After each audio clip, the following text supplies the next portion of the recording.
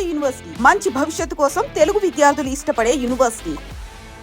Coach మీరు ఏం తింటారు చెప్పరా మాకు కొంచెం, బికాస్ మేము కూడా మీ ఫిట్నెస్ బాటలో నడిచి, బికాస్ ఫీల్డింగ్ చేసినా చేయకపోయినా మేమందరం కూడా హెల్దీగా ఉండడానికి వాట్ ఈస్ యువర్? సో జనరల్గా అయితే నేను కొంచెం కార్బ్స్ అవాయిడ్ చేస్తానండి. అందరూ ఇదే అంటారండి, అసలు మజా అంతా అందులోనే వస్తుంది. యాక్చువల్లీ ఏంటంటే ఇది మొన్న నేను ఏదో ఇంటర్వ్యూ చేశాను, మన రామ్ గోపాల్ వర్మ అన్నారు, మన తినేది తిండి ఆకలిస్తే తినాలి కానీ నచ్చితే తినడం అన్నట్టు. కొన్నిసార్లు ఏంటంటే నేను బోరింగ్ తిండి కూడా తినేస్తాను. Like what? So I eat lot of fibre, salad ఇవన్నీ తింటాను. ప్రోటీన్ కోసం నేను నాన్ వెజ్, చికెన్, ఎగ్స్ ఇవి కొంచెం తింటాను. బట్ కార్బ్స్ ఎంతైతే అంత అవాయిడ్ చేస్తాను అవసరం బట్టి.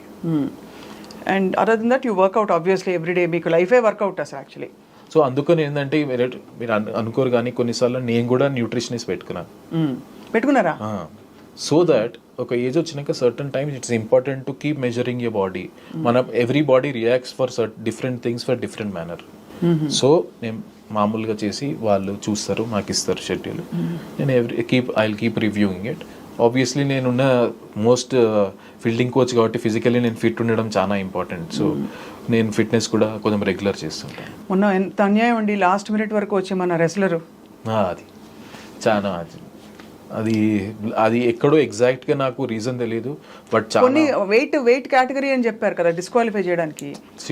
అట్లాంటి స్పోర్ట్లో కొన్నిసార్లు it just go by inches and I felt very sad for her. ఎందుకంటే పాపం అంత కష్టపడి వచ్చి she deserved it. But overall sports మనం దున్నేస్తున్నామండి వరల్డ్. అసలు చూడండి మనం ఎన్ని కేటగిరీస్లో కొత్తగా అసలు ఫెసిలిటీస్ కూడా సరిగ్గా లేని స్పోర్ట్స్లో ఎలా అందరూ ఇదుకుంటూ వచ్చేస్తారండి పిల్లలు, ఎంత ముచ్చటేస్తారు. అవేర్నెస్ అండి. కొన్నిసార్లు నేను మా జిమ్ఖానా గ్రౌండ్ ఉంది, వెనకాల ఫుట్బాల్ గ్రౌండ్ ఉంది, దాంట్లో అథ్లెట్స్ దొరుకుతుంటారు without goal in front, without nothing, but they keep working hard day in day out. నా ఉద్దేశంలో ఎంతో మన దగ్గర టాలెంట్ చాలా ఉంది, కొంచెం ఇన్ఫ్రాస్ట్రక్చర్, కొంచెం ఎంకరేజ్మెంట్ పెరుగుతున్న కొద్దీ సెల్ఫ్ బిలీఫ్ అనేది పెరుగుతుంది. ఎందుకంటే మీరు మీరు మెడల్స్ చూడండి, ఎవ్రీ ఇయర్ మనం కొంచెం పెంచుకుంటూ వెళ్తున్నాం డిఫరెంట్ స్పోర్ట్లో. సో ఆ సెల్ఫ్ బిలీఫ్ అని వచ్చి ప్లస్ ఇన్ఫ్రాస్ట్రక్చర్ సైడ్ బైస్ కొంచెం డెవలప్ అయితే మనం అన్ని స్పోర్ట్లో చాలా ఇంకా మెడల్ తీసుకురావచ్చు. చాలా అవును, absolutely. And people like your an inspiration, because A background లేకుండా కూడా మనం చేరుకోవాల్సిన చోటకి చేరుకోవచ్చు అని చెప్పి మీరు ప్రూవ్ చేశారు ఫర్ ద కంట్రీ. అది ఐఎమ్ బ్లెస్డ్. అండ్ యాక్చువల్లీ కొంచెం మనకు లక్ కూడా ఉండాలి, దేవుడు కూడా మనకు కలిసి ఉండాలి మన చోట్ల. కాకపోతే ఏంటంటే I always believe in simple thing is, నా చేతిలో ఉన్నది keep working hard and leave less to God. మన చేతిలో ఉన్నది మనమైతే 100% చేయాలని నేను ఆలోచిస్తాను.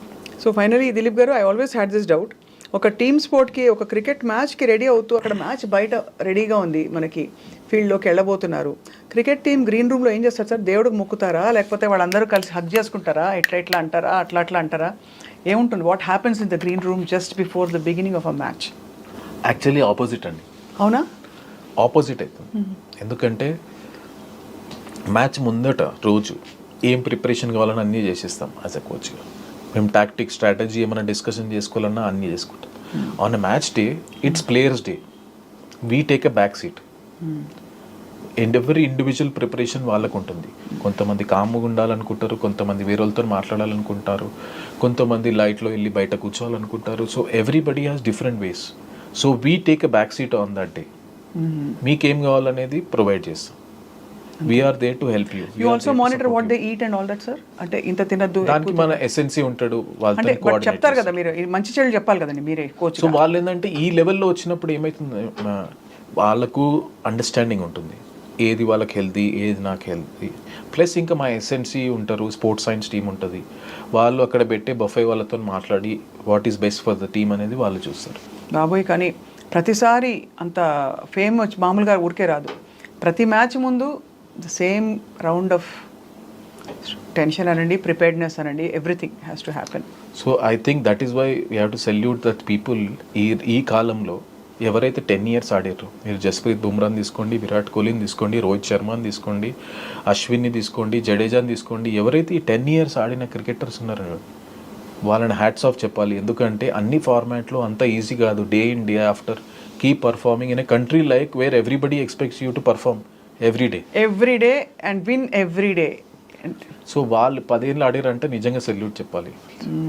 No, salute to all the sportsmen in the country, sports women in the country also, of course I include that, and salute to all the people who cross their barriers and who have reached like you have. Thanks, thank you. It's a wonderful interaction with you, Dilip garu. My pleasure అండి. మిమ్మల్ని తెలుసుకోవడం మాకు చాలా సంతోషంగా ఉంది ఇవాళ.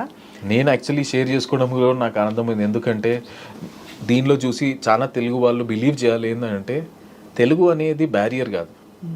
మనం believe చేసి it's all about end of the day అక్కడికి వెళ్ళినాక మన స్కిల్లే పనిచేస్తుంది. ఏదో కొంచెం పాలిటిక్స్, రీజనల్ పాలిటిక్స్ అవన్నీ అంటారు కదండి, అవన్నీ నిజం కాదంటారా క్రికెట్లో? Any sport for that matter. ఒకటి చెప్పాలంటే ఎవ్రీ ఆర్గనైజేషన్ ఒక సిస్టమ్ ఉంటుందండి, ప్రతి ఒక్క సిస్టమ్. ఇప్పుడు నేను ఆ డెసిషన్ మేకింగ్ పోస్ట్లో లేను, అడ్మినిస్ట్రేషన్ ఎలా నడవాలి అనేది. అవును. కాకపోతే ఒకటి చెప్తాను, మీరు కష్టపడి హార్డ్ వర్క్ చేసి కన్సిస్టెంట్గా మీరు పర్ఫామ్ చేసి keep doing it, your chances will come. అంతే, డెఫినెట్లీ వస్తుంది.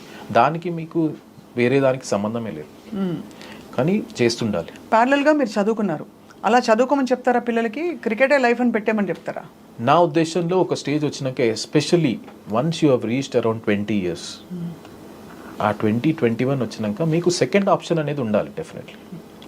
ప్లస్ మీరు ఎంత క్రికెట్లో ఎక్సెల్ అయినా కొంచెం చదువు బ్యాక్గ్రౌండ్ ఉంటే అడ్వాంటేజ్ ఏంటంటే you will handle many things well. అది ఇప్పుడు రేపు ఎల్లుండి మీకు ఇంటర్వ్యూ చేయాల్సి వస్తుంది, ఎక్కడైనా మాట్లాడాల్సి వస్తుంది, మీ general lifestyle, how you behave with others, ఇవన్నీ కొంచెం ఎడ్యుకేషన్ హెల్ప్ చేస్తుంది. నన్ను అడిగితే డెఫినెట్లీ ఒక ఎడ్యుకేషన్ అనేది చాలా important along with cricket. Only ఏంటంటే ఆ బ్యాలెన్స్ చేయాలి. నేను క్రికెట్ ఆడుతున్నాను చదువుకోలేకపోతున్నా అనేది excuse, but if you manage your time really well you can do both. మన వాళ్ళందరూ బాగా చదువుకున్నారు కదండి, all are cricketers are all. మీరు కుంబ్లే చూడండి, శ్రీనాథ్ చూడండి, రాహుల్ ద్రావిడ్ చూడండి, అందరూ చదువుకున్న వాళ్ళు. అవును. సో ఆ బ్యాలెన్స్ చేసుకోవాలి, మెయిన్ ఇంపార్టెంట్. ఎందుకంటే ఎడ్యుకేషన్ చాలా ఇంపార్టెంట్. మీ ఆల్ టైమ్ ఫేవరెట్ ఎవరు sir? Before we wind up, last question. All time favourite as a player, cricketer ఒక్క పేరే. నాకైతే ఇష్టం, చిన్నప్పటి నుంచి నేను చూసింది ఏంటంటే సచిన్ టెండూల్కర్ అండి. అవునా? నాకు చాలా ఇష్టం, ఎందుకంటే నేను ఇంట్లో పోస్టర్లు పెట్టుకొని చూసేటోని. ఎందుకంటే టీవీలో అప్పుడు వన్డే క్రికెట్ వస్తుండే కదా. అవునవును. నేను సచిన్ టెండూల్కర్ ఎందుకు నేను అప్పుడు గ్రేట్ అనుకుంటున్నాను అంటే, అప్పుడు ఇంతమంది ప్లేయర్ లేకపోతుండే. నాకు తెలిసి చాలా మంది టీవీ సచిన్ అవుట్ కాగానే బంద్ చేస్తుండే. So he had carried burden of whole country for so long. అవును. అండ్ టీవీలో చూసి దట్ ఈస్ వాట్ అనిపిస్తుంది నాకు. నేను మొన్న వన్డే వరల్డ్ కప్ లో సచిన్ ని డైరెక్ట్ చూసాను ఇట్లా. అవునా? అనిపించింది సో థ్రిల్. కలిసి ఫోటో దిగాను, అది లైక్ ఫ్రేమ్ ఫోటో అనుకోవాలి lifelong. So it was so special to మీ.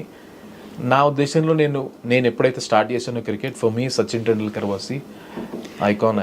అంటే for people who know cricket or don't know cricket, ఒక ప్రాడిజీకి ఉండవలసిన లక్షణాలు సచిన్ గారిలో కనిపిస్తాయి. ఐ డోంట్ నో, మీరు ప్లేయింగ్ పాయింట్ ఆఫ్ వ్యూ నుంచి మీలాంటి ఎక్స్పర్ట్స్ చెప్పాలి sir, but for all of us చాలామంది గ్రేట్ ప్లేయర్స్ ఉన్నా కూడా సచిన్ టెండూల్కర్ గారు అనగానే ఒక అదే అండి, ఆయన అవరా మెయింటైన్ చేశారు. ప్లస్ ఏంటంటే ఆ రెస్పెక్ట్ కూడా ఏంటంటే ఎన్నో టఫ్ మ్యాచ్లు ఆయన గెలిపించాడు, సింగిల్ హ్యాండెడ్గా పర్ఫామ్ చేశాడు, డిఫరెంట్ కంట్రీలో ఆడాడు, plus over a long period.